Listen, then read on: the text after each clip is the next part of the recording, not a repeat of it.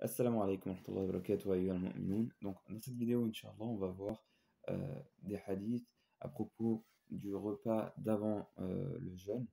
euh, et on va aussi on va aussi rester quelques versets pour essayer de comprendre, essayer de comprendre. Ainsi, alors, le repas d'avant le jeûne, c'est quoi? Alors, vous savez probablement que le jeûne, il commence en fait. Il commence quand? Il commence à partir d'Al-Fajr, à partir d'Al-Fajr. Subhanallah, subhanallah. Et la période et le temps juste avant le Fajr, c'est As-Sahar. C'est le temps qui s'appelle As-Sahar. Et durant ce temps-là, quand on va jeûner, il est recommandé, il est très recommandé, il est mieux de faire quoi? De prendre un certain repas. De prendre un certain repas et ne serait-ce qu'un peu d'eau. Ne serait-ce qu'un peu d'eau. Pourquoi? Pour différentes raisons, et c'est ce qu'on va voir dans cette vidéo, Inch'Allah. Premièrement, il y a la bénédiction, avec la prière d'Allah et ses anges sur ceux qui prennent ce repas-là.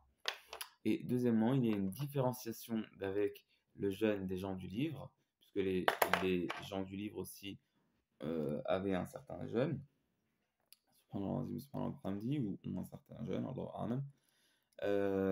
Et subhanallah al-azim, subhanallah wa bihamdihi, et, euh, et voilà. Et donc, globalement, c'est une sunna du prophète, sallallahu alayhi wa sallam, et donc il convient euh, d'essayer de la faire selon nos capacités, Inch'Allah subhanahu wa ta'ala. Ok, alors, premièrement, c'est une bénédiction. C'est une bénédiction, en effet, on trouve, on trouve cela dans plusieurs hadiths, notamment celui dans Sahih al-Bukhari, euh, où, où le prophète sallallahu alayhi wa sallam a dit ce qui s'approche de cela, et qu'on trouve aussi dans Sahih Muslim. Donc, dans Sahih Muslim, il est au numéro 1080, 1095, si je me souviens bien. Euh,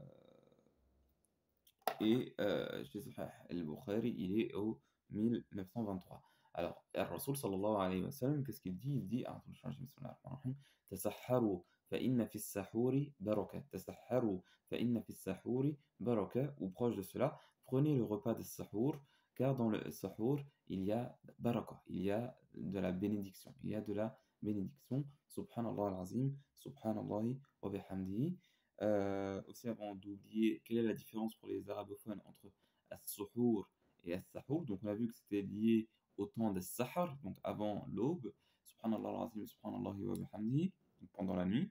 Subhanallah al-azim, subhanallah wa bihamdi. Et donc, as-sahur, ce sera le repas, et as-suhour, ce sera le fait de prendre ce repas-là. C'est comme un peu al-wudu, c'est comme al-wudu et al-wadu. Al-wudu, c'est le fait de faire ses ablutions, et al-wadu, c'est l'eau de laquelle on fait ses ablutions. Subhanallah, subhanallah, c'est peu d'arabe. Donc, voilà une exhortation du prophète sallallahu alayhi wa sallam de prendre ce repas-là, donc avant le jeûne, subhanallah, subhanallah, qui est béni. On a aussi donc ce hadith chez l'imam Ahmad, au musnad de l'imam Ahmad, au numéro 11086, où il dit, alayhi salatu wassalam, où il a dit ce qui s'approche de cela ou cela: Inna Allah azza wa jalla wa malaikatahu yusalluna ala al-mutasahhirin.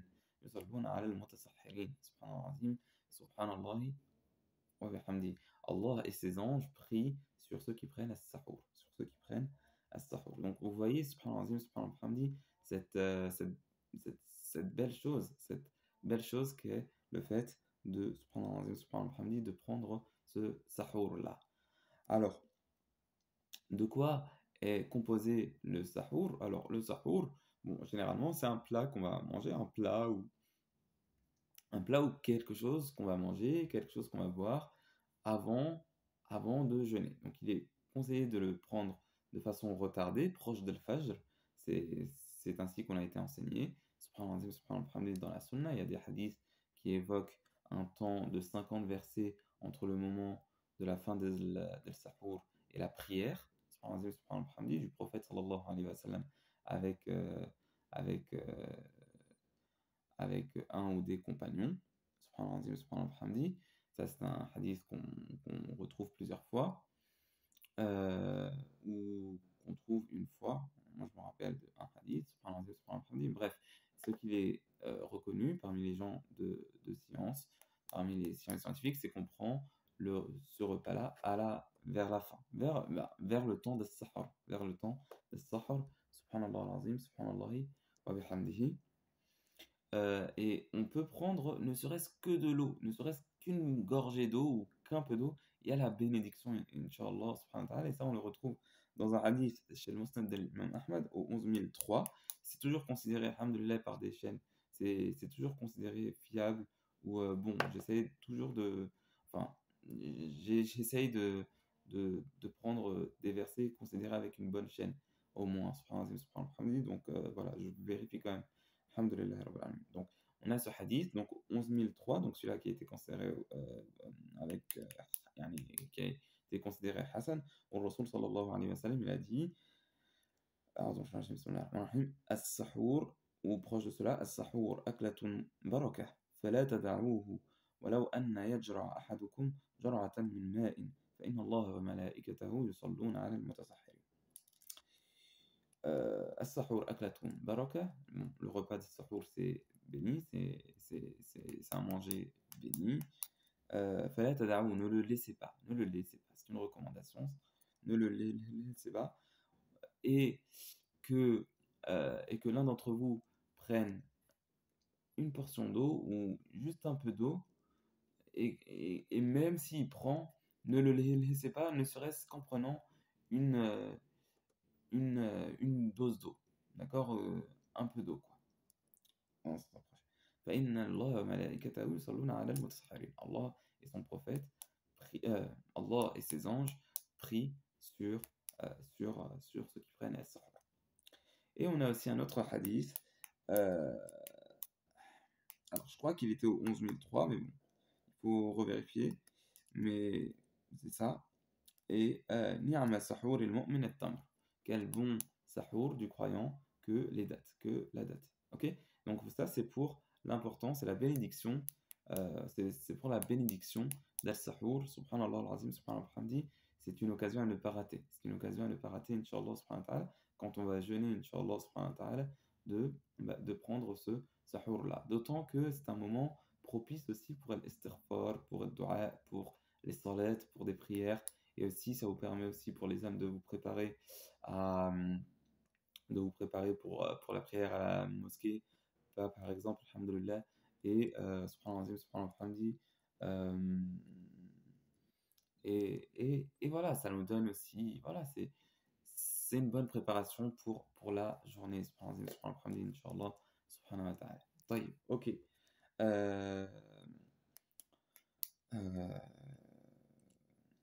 Alors, juste à propos de ce moment-là, qu'est-ce qu'Allah subhanahu wa ta'ala dit donc dans un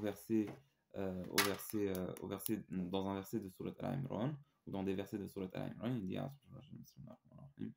Wallahu basirun bil ibad الذين يقولون ربنا إننا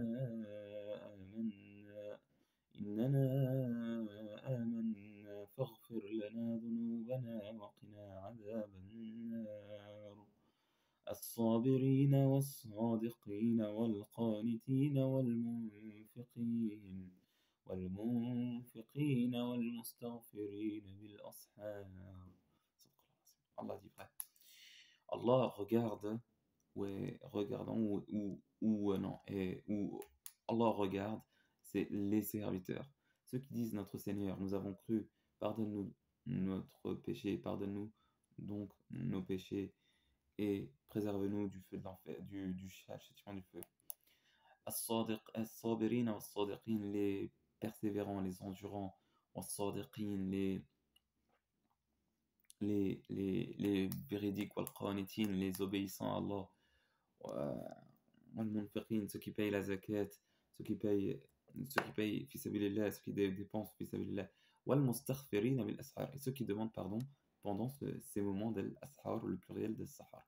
Vous voyez donc ce moment de sahar, être parmi ces gens-là, c'est vraiment un grand privilège euh, et qu'Allah subhanahu wa ta'ala fait qu'on fasse partie de ces gens-là, Allahumma amin, et qu'il nous pardonne nos péchés. Voilà, ilaha illa huwa subhanahu wa ta'ala amma yasifun.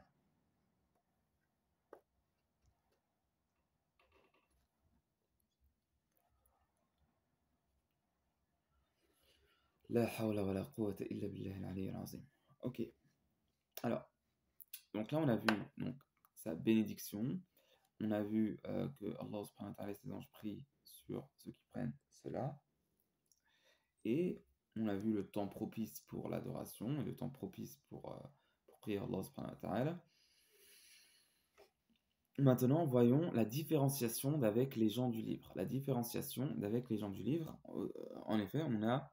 Alors déjà, il faut savoir que le jeûne, il a aussi été écrit aux gens du livre. Ainsi, Allah subhanahu wa ta'ala, il dit, كتب عليكم الصيام كما كتب على الذين من قبلكم لعلكم تتقون.